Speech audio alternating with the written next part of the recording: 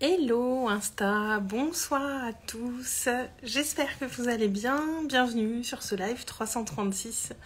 Sur 365, il reste moins d'un mois de live. Si vous regardez cette vidéo en replay, n'hésitez pas à commenter, partager, à venir me voir en DM. Et coucou Julie, j'espère que tu vas bien.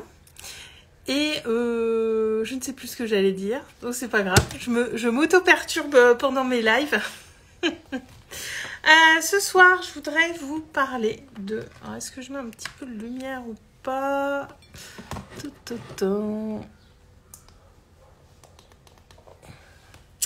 Ouais, c'est un peu plus sympa. Ce soir, je voudrais vous parler de ces moments où... on peut se détourner un petit peu de soi-même.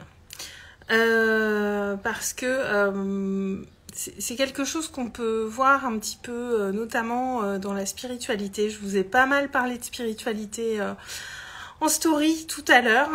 Et il y a des choses sur lesquelles je voulais amener une précision. Parce que la spiritualité n'est pas un doudou dans lequel on va se réfugier. Ce n'est pas le but de la spiritualité comme je vous l'ai mis en story. Pour moi, c'est vraiment une force supplémentaire dans nos vies. C'est quelque chose qui va nous permettre d'être encore plus au contact de notre pouvoir personnel. C'est absolument pas quelque chose qui va être un petit peu une échappatoire pour des choses qu'on a envie de vivre. Et je voulais revenir là-dessus parce que j'y ai pensé après coup. Alors, c'est pas du tout le propos de mes stories, mais c'est quelque chose qu'on peut voir régulièrement dans la spiritualité. Et il y a beaucoup de choses, notamment sur Instagram et sur les réseaux, autour de la spiritualité. Et la spiritualité n'est pas un doudou. Ça n'a pas à être quelque chose qui va vous emmener à vous détourner de vous, à vous décentrer de ce que vous pensez, de ce que vous ressentez. Pour moi, je le vois beaucoup plus comme la vision. En fait, c'est quelque chose qui va nous emmener un support supplémentaire pour avancer. Moi, personnellement, le fait de me dire que je suis reliée à quelque chose de beaucoup plus grand que moi, que je fais partie d'un grand tout, c'est quelque chose qui me motive beaucoup, qui me stimule beaucoup dans mes actions. Pour autant, ça ne vient pas du tout... Le but, c'est pas de chercher une stratégie d'évitement, en fait. Parce que on peut le voir un petit peu dans la spiritualité, c'est pas du tout le but. Au contraire, le but, c'est vraiment de revenir au centre de soi pour être pleinement connecté à ça, à sa spiritualité. Parce qu'il y a plein de moyens de la vivre, il y a plein de moyens de la pratiquer. Moi, j'ai presque envie de dire, chaque être humain a sa propre façon d'aborder sa spiritualité. Mais le but n'est pas de s'éloigner de soi, pas du tout. Et j'avais fait une story ce matin là-dessus, sur le fait de remplir sa vie. Et avec ce live... j'ai envie de vous inviter à observer, est-ce qu'il y a peut-être des endroits où il y a peut-être des stratégies d'évitement, où il y a peut-être, où vous cherchez à être beaucoup dans l'action, à être avec du monde, pour peut-être à certains moments, je ne dis pas que c'est tout le temps, mais à certains moments, ça peut nous arriver, d'éviter un petit peu d'être face à nous-mêmes, parce qu'il y a des choses qui nous traversent, qui nous font peur et qu'on n'a pas forcément envie d'aller voir. J'essaye au maximum de ne plus le faire, mais après je reste un être humain et je pense que par moment on peut tous avoir un petit peu ces stratégies d'évitement. Mais pendant toute une partie de ma vie, je remplissais beaucoup, je voyais beaucoup de monde tout le temps, je sortais beaucoup. Et clairement, quand je vois comment je suis aujourd'hui, comment je suis en paix avec ma solitude, comme j'apprécie ma solitude, qui me permet d'autant plus d'apprécier ces moments où je suis entourée de personnes que j'aime, je me dis que clairement, pendant une longue période de ma vie, je remplissais parce qu'il y a des choses de moi que je ne voulais pas aller voir. Et je pense qu'à partir du moment où on est dans l'excès, c'est intéressant d'aller observer nos excès. Alors ça peut être des excès d'émotions, ça peut être des excès dans nos comportements, ça peut être... voilà. À partir du moment où on est dans l'excès, alors quand on est dans l'excès sur l'instant, on va pas réussir à l'observer parce que... voilà, je pense notamment voilà, à des excès émotionnels comme des excès de colère, des excès de tristesse. Dans ces moments-là, c'est pas possible d'être dans l'observation de soi parce qu'on n'a pas le recul nécessaire. Faut bien comprendre que quand on est aux prises avec une émotion, on n'a pas le recul nécessaire. On est vraiment connecté à notre monde émotionnel et pas à notre intellect ou à la part de nous qui résonne. Mais quand on prend un peu de recul, c'est intéressant de voir un petit peu ce qui se joue en nous dans ces moments où on est dans l'excès. Qu'est-ce que je cherche à éviter? Qu'est-ce que peut-être j'ai pas voulu vivre ou traverser? Qui a fait que à un moment c'est venu s'exprimer du coup par compulsion et donc par excès? Et de voir si j'ai des stratégies d'évitement vis-à-vis de moi. Parce qu'on peut avoir des stratégies d'évitement vis-à-vis de certaines choses qu'on n'a pas envie de vivre ou d'expérimenter. Mais on peut avoir aussi des stratégies d'évitement vis-à-vis de soi-même. Et c'est là que ça va être intéressant d'aller observer ça. Donc ces moments où potentiellement on est dans l'excès. Et d'avoir ces discussions intérieures, ce self-talk. Et de voir, voilà... qu'est-ce qu'il a à dire notre petit juge intérieur, qu'est-ce qu'il a à dire notre ange gardien intérieur, celui qui est peut-être un petit peu victime, voilà, toutes ces choses-là, toutes ces parts de nous qui sont là, et d'aller un petit peu discuter avec toutes ces parts de nous et de leur demander, voilà, qu'est-ce qu'on a cherché à éviter? Parce que parfois on a des émotions, on a des peurs et pour beaucoup de personnes, il y a une difficulté à les vivre et il y a une difficulté à tout simplement les reconnaître. Et c'est important d'aller tout simplement les reconnaître, de voir que, voilà, elles sont là, de les prendre, de les accepter telles qu'elles sont. Et rien que de faire ça, d'avoir cette prise de conscience, d'être dans cette observation, ça va déjà changer beaucoup de choses. Parce que tourner le dos à toutes les choses qu'on ne veut pas voir, eh bien c'est comme si on les enfermait un petit peu dans un sac à double tour et qu'elles cherchaient à s'échapper.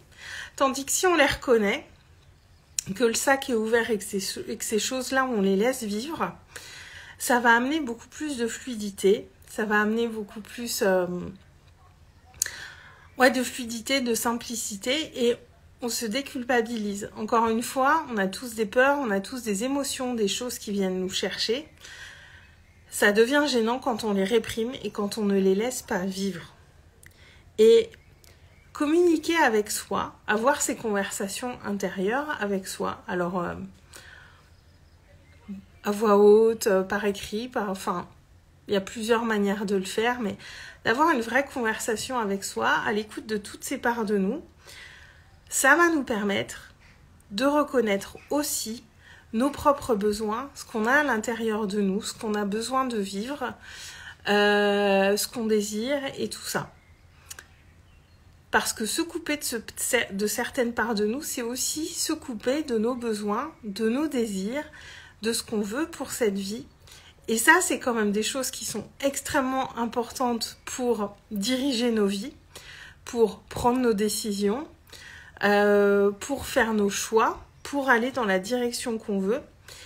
Et ça va nous permettre de ne pas tourner le dos à nos besoins. Parce que une émotion, une peur, elle a toujours un message à nous transmettre et ça vient nous dire des choses sur nos valeurs, nos désirs, nos besoins, nos envies du moment, des choses qui n'ont peut-être pas été nourries, qui n'ont pas été respectées, et d'aller voir ça et de voir ça avec beaucoup d'honnêteté. Et on a tous des moments comme ça où on évite un petit peu certaines choses de nous. Ça devient gênant quand c'est dans l'excès et aussi quand ça dure trop longtemps. Je pense que j'ai été très longtemps pendant une partie de ma vie dans des stratégies d'évitement à un tel point qu'à un moment, je ne savais plus qui j'étais, Je ne savais plus ce que je voulais, je ne savais plus quels étaient mes désirs, je ne savais plus. Et on se perd en fait dans tout ça. À un moment, on se perd parce qu'on veut correspondre à ce qu'on attend de nous, à ce qu'on pense que les gens attendent de nous. On veut correspondre à des attentes sociétales, familiales, professionnelles et tutti quanti.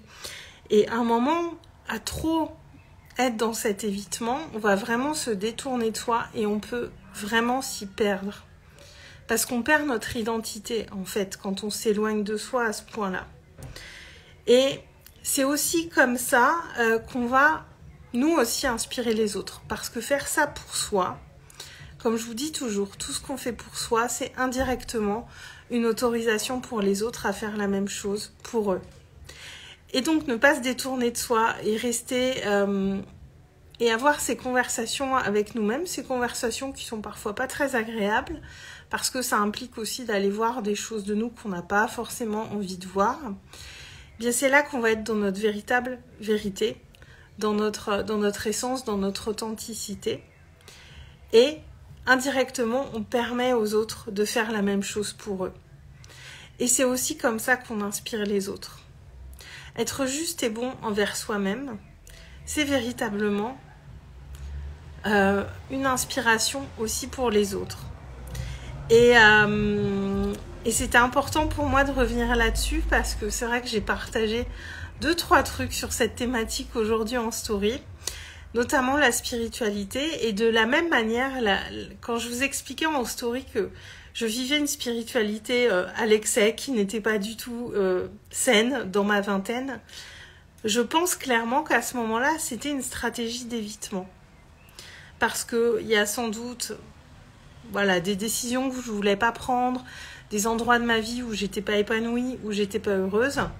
Et pour moi, c'était beaucoup plus facile de m'en remettre à mes oracles, à mes cartes, que de prendre des décisions qui n'étaient pas évidentes.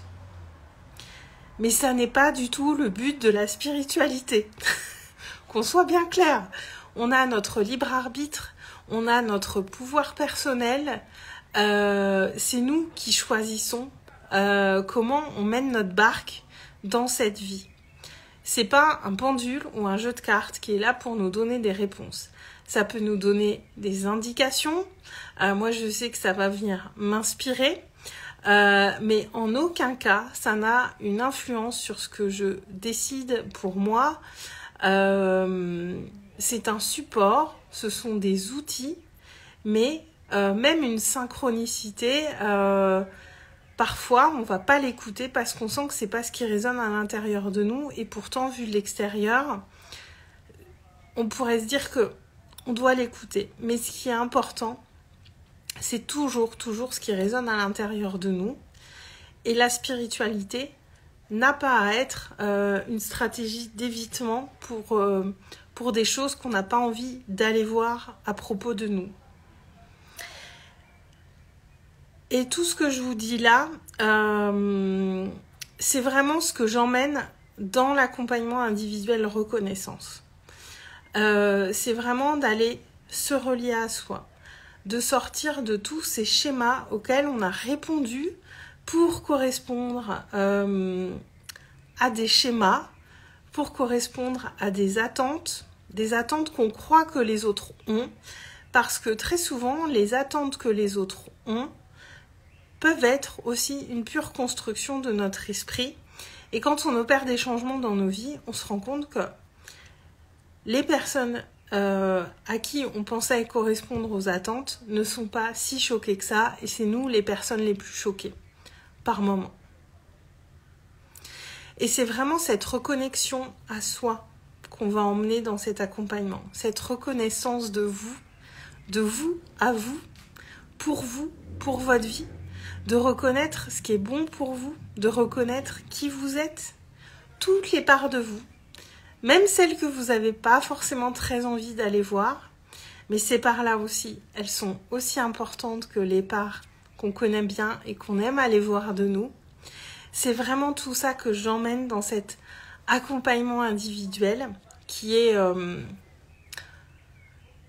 celui dans lequel on va le plus en profondeur, forcément parce qu'on passe 2 mois intensifs ensemble à se voir toutes les semaines et à échanger en vocaux. Mais c'est ça qui fait qu'on amène de la transformation dans nos vies. C'est ça. Et d'être dans cette spiritualité, mais avec justesse. Que la spiritualité ait sa juste place dans notre vie. Pas à l'excès. Parce qu'on est dans la matière et on ne peut pas se déconnecter de la réalité matérielle dans laquelle on vit. Parce que c'est là et c'est bien réel aussi. Les deux sont bien réels. Et d'aller vraiment rechercher cet équilibre à l'intérieur de nous. Voilà, ce leadership émotionnel aussi. Le fait d'avoir cette stabilité émotionnelle qui est hyper importante pour driver sa vie justement, pour prendre les bonnes décisions, pour aller dans la direction qui est bonne pour nous. Avec cette dose de spiritualité qui est partout, évidemment, dans mes accompagnements, parce que c'est vraiment mon empreinte. Et je vous aide à vous relier à ça, mais vraiment, vraiment en douceur. Et c'est toutes ces parts-là qu'on va explorer. Et c'est toutes ces choses qui permettent vraiment d'engager des changements durables, profonds, et d'être en lien avec soi et durablement. C'est pas du tout un effet feu de paille. Et c'est pour ça que j'en profite de ce live pour vous en reparler, parce que le prix actuel est valable jusqu'à dimanche. Et c'est vraiment si vous sentez que vous êtes à la croisée des chemins, qu'il y a des endroits où vous avez mis trop de masques, que vous n'êtes pas forcément à votre place, qu'il y a des décisions que vous n'osez pas prendre, et peut-être que vous sentez même qu'il y a des choses que vous ne vous avouez pas, parce que c'est un peu difficile d'aller voir ces choses-là, alors c'est vraiment le bon endroit. Parce que tout ça, on va l'amener en douceur. Et je peux pas vous donner un schéma prédéfini de ce qui se passe pendant ces 2 mois ensemble. Parce que souvent ça me dépasse un peu. J'ai un fil conducteur. Très tôt, je vois où vous êtes capable d'aller. Et je sais que vous pouvez y aller et que je vais vous y emmener. Mais je ne sais pas comment. C'est toute la magie qui se passe dans cet accompagnement. C'est que ce fil conducteur, il est bien là, bien présent dans ma tête. Je ne l'oublie jamais. Mais il y a la magie de l'alchimie qui se passe entre nous pendant ces 2 mois.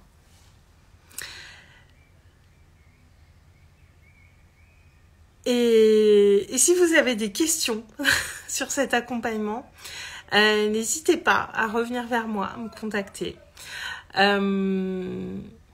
Parce que c'est vraiment un des endroits que je préfère, parce que on va vraiment très loin et il se passe des choses absolument extraordinaires. Et c'est assez magique à vivre pour vous. Parce que moi, c'est ma contribution voilà, dans ce monde, de vous aider à ça, de vous accompagner à cette grande transformation pour vous. Parce que c'est comme ça aussi qu'on change les choses à plus grande échelle. C'est en œuvrant d'abord pour soi, en se regardant bien en face. Mais le faire seul, c'est très difficile. Pour pas dire impossible à certains endroits, parce qu'il y a des choses qu'on ne peut pas voir nous-mêmes. Et voilà ce que je voulais vous partager aujourd'hui pour ce live. Si vous regardez en replay, dites-moi ce que tout ça vous aura inspiré sur le fait de ne pas se détourner de soi et d'inspirer les autres.